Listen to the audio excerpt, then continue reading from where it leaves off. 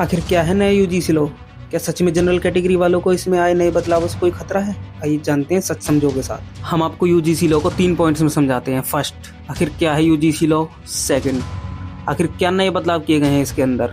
Third, आखिर क्यों हैं जनरल कैटेगरी के स्टूडेंट आज रोड पर आंदोलन कर रहे हैं? बेसिकली सरल शब्दों में देखें तो यूजीसी आयोग है विश्वविद्यालय अनुदान आयोग। इसकी स्थापना SC ST जैसी जातियों पर हो रहे भेदभाव को रोकने के लिए किया गया था।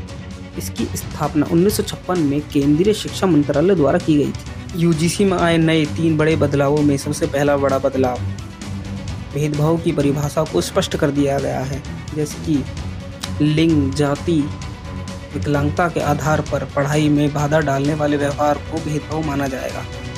सेकंड, अब इसमें OBC छात्रों को भी शामिल कर लिया गया है जो पहले ड्राफ्ट में नहीं थे। एंड थर्ड, जो सबसे बड़ा रीज़न है, अब झूठी शिकायत दर्ज करवाने पर सज़ा का प्रावधान हटा दिया गया है। लेकिन ये पहले था, अब इसको हटा दिया गया है।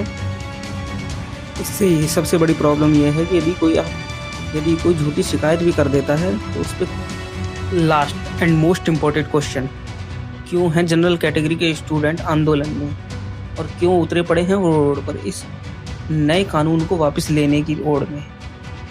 आइए जानते हैं।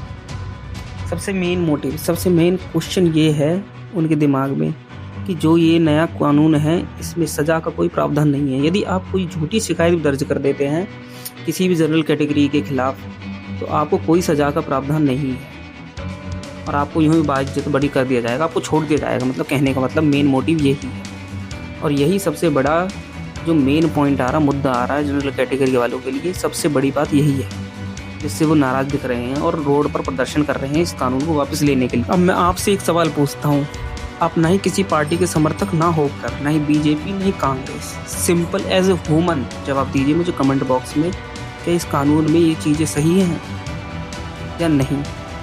क्या इसमें कोई बदलाव करने की ज़रूरत है या नहीं? इस चीज़ का जवाब मैं आपसे चाहता हूँ कमेंट बॉक्स में।